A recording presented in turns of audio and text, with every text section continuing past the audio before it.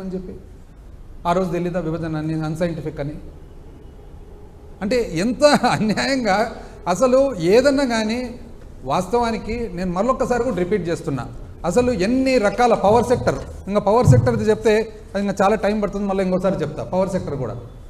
అసలు పవర్ సెక్టర్లో నిజం చెప్పాలంటే వాళ్ళు చేసిన దానికి మనము వైఎస్ఆర్ కాంగ్రెస్ పార్టీ ప్రభుత్వం, వాళ్ళు టీడీపీ ప్రభుత్వము పవర్ సెక్టర్కు, విద్యుత్ సెక్టర్కు 13,255 కోట్లు ప్రభుత్వం నుంచి పేమెంట్ సపోర్ట్ ఇస్తే వైసీపీ ప్రభుత్వము 47,800 కోట్లు ఇచ్చింది, 3 అంతలు. కానీ విద్యుత్ సెక్టరు వాళ్ళకు తెలుసునంట, తెలియదంట పరిపాలన. ఏముందండి, ఉండేది లేనట్లు లేనిది ఉన్నట్లు రాసేదానికి సహకరిస్తుంటే అందరూ. యాక్చువల్ నాది ఇంకోటి, నా సొంత అభిప్రాయం చెప్పమంటారా ఫ్రీగా? ఇద్దరండి, రాజకీయం కరెక్ట్గా జరగాల, పరిపాలన జరగాలంటే పబ్లిక్కు చాలా ఇంపార్టెంట్, మీడియా కూడా చాలా ఇంపార్టెంట్. ఎప్పుడైతే మీడియా ఉండేది ఉన్నట్లు ఎంతో కొంత రాసుకుంటూ పోతారో రాజకీయ నాయకుడు కూడా భయపడతాడు, కరెక్టివ్ మెజర్ తీసుకుంటాడు. ఎప్పుడైతే మీడియా లేనిది ఉన్నట్లు ఉన్నది లేనట్లు రాసుకుంటూ పోతారో రాజకీయ నాయకుడికి ఎఫెక్ట్ ఏమంటే నేను చెప్పినంత నడిచిపోతుంది అనే కాన్ఫిడెన్స్ పోయి ఇట్లాంటి తప్పులు జరుగుతాయి. యాక్చువల్గా మీడియా చాలామంది కరెక్ట్గా ఉంటే అది బలము, కానీ మనం కరెక్ట్గా ఉంటుంది అని చెప్పి ఆలోచన చేస్తే అది బలహీనత.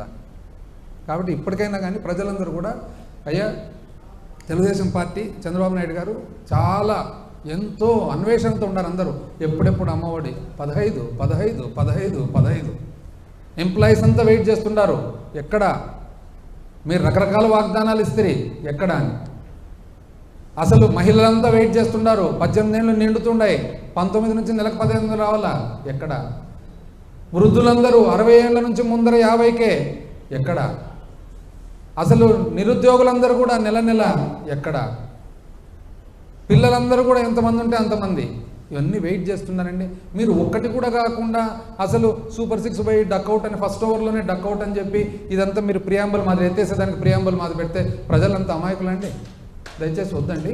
మేము కష్టపడినట్లు మీరు కూడా కష్టపడండి. ఎంతో ఆలోచనతోనే, మీరు మేధావులు కదా, ఎంతో ఆలోచనతోనే వాగ్దానాలు చేసినారు. దయచేసి ఆ వాగ్దానాలంతా అట్ ద ఎర్లియస్ట్ కంప్లీట్ చేసేటట్లు చూడండి.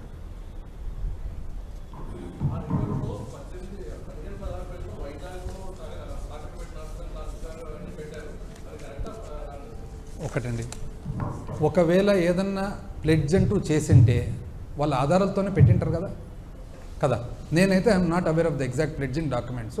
ఆధారం ఉండే పెట్టింటారు, ఆధారం లేకుండా ఎందుకు పెడతారు వాళ్ళు? వాళ్ళైనా కూడా అంత పూర్తి అన్యాయంగా ఆధారం లేకుండా పెట్టారు. జనరల్గా ఓటన్ అకౌంట్ అనేది లిమిటెడ్ పీరియడ్, 1 నెల 2 నెలలు పెడతారు. ఎందుకంటే అది కూడా ఓటన్ అకౌంట్ ఎందుకు వచ్చిందంటే కేంద్ర బడ్జెట్ ఎప్పుడు కూడా ఫిబ్రవరిలో మొదలైతే యాక్చువల్ అప్రోప్రియేషన్ మార్చ్ తర్వాత జరుగుతుంది. అయితే మార్చ్ ఏప్రిల్ నెలలో ఫైనాన్షియల్ ఇయర్ స్టార్ట్ అవుతుంది కాబట్టి జీతాలు అట్లాంటి ఏదైతే మన కమిటెడ్ అండ్ ఎసెన్షియల్ ఎక్స్పెండిచర్ ఉందో ఆ ఎక్స్పెండిచర్ వరకు చేసుకునే దానికి ఓటన్ అకౌంట్. అయితే fresh schemes, new schemes vote on అకౌంట్లో పెట్టి జనరల్గా ఓటన్ అకౌంట్ అవసరం లేదు. 2019లో మేము వచ్చినప్పుడు ఇమీడియట్గా పెట్టేస్తాం కదా. కోవిడ్ అప్పుడు కూడా పెట్టినాం కదా షార్ట్ ఓటన్ అకౌంట్, కోవిడ్ అప్పుడు వెరీ షార్ట్.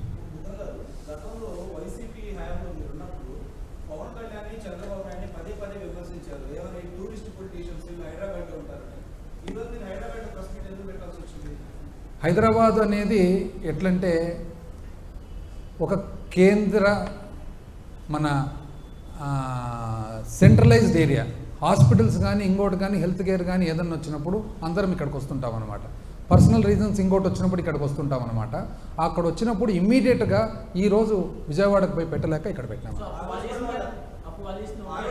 ఏదంటారు? ఒకరోజు ప్రెస్ మీట్ పెట్టేదానికి 1.5 సంవత్సరం హైదరాబాద్లో ఉండేదానికి తేడా ఉంది కదండి.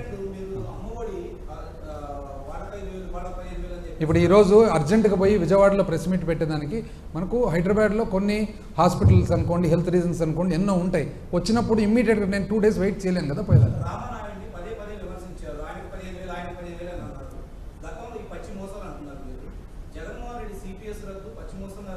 ఏదంటారు? అందుకనే 98% ఇంచుమించు ఇచ్చిన వాగ్దానాలు పూర్తి చేసినాము. ఆ మిగిలిన 1-2 అదొకటి, అది కూడా సిపిఎస్ కంప్లీట్ చేయలేదు. సిపిఎస్ విధానాన్ని జీపీఎస్ విధానం అని చెప్పి గ్యారంటీడ్ పెన్షన్ స్కీమ్ అని చెప్పి ఇంట్రడ్యూస్ చేయడం జరిగింది. గ్యారంటీడ్ పెన్షన్ స్కీమ్ ఏదైతే ఆంధ్రప్రదేశ్ ప్రభుత్వం మేము దాన్ని డిజైన్ చేసినామో ఈరోజు కేంద్ర ప్రభుత్వం కూడా యావత్తు దేశానికే అదే ఇంప్లిమెంట్ చేయాలనే ఆలోచన ఉందన్నమాట.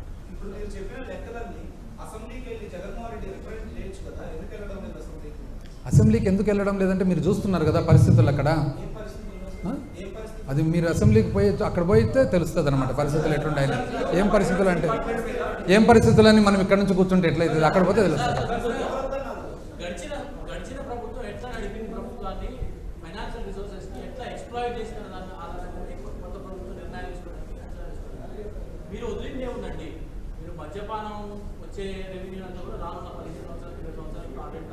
వెయిట్ నో మీరు ప్రభుత్వ ఒకటి వినండి అమ్మా, చెప్తా. ఇప్పుడు మీరు ప్లెడ్జ్ చేసిన కాదు 2,50,000 కోట్ల బడ్జెట్ యావరేజ్ తీసుకుంటే 5 సంవత్సరాల మీద 12,50,000 అవుతుంది. ప్లెడ్జ్ చేసినది 250 కోట్లు సరేనా. 12,50,000 కోట్ల బడ్జెట్ మీద 250 కోట్లు ప్లెడ్జ్ చేసిండేది. అదొకటి. రెండో పాయింట్ ఏదైతే మీరు చెప్పినారో మద్యపానం మీద ఇది ఒరిజినల్ ఇన్కమ్ కాదు. ఏదైతే ప్రైవేటు రీటైల్ వ్యాపారస్తులు అమ్మవలసిన రేటు కంటే కూడా ఎక్కువ రేటుకు అమ్ముతున్నారో అది మాత్రమే చేసినారు తప్ప ఒకవేళ ప్రైవేట్కి నడిపింటే ఆ డబ్బులు వచ్చేటివే కాదు. ఇప్పుడు ఆపరేషన్ లేకుండానే మోకాళ్లకు ప్లాస్మా ట్రీట్మెంట్. మీ ఆర్థోపెడిక్ సమస్యలన్నిటికీ రోబోటిక్ టెక్నాలజీ ద్వారా తక్కువ ఖర్చుతో శాశ్వత పరిష్కారం. Free consultation. ప్రతి ట్రీట్మెంట్ పై 20% డిస్కౌంట్. ఈ ఆఫర్ కొద్ది రోజులు మాత్రమే. త్వరపడండి. V9 hospitals 9281465842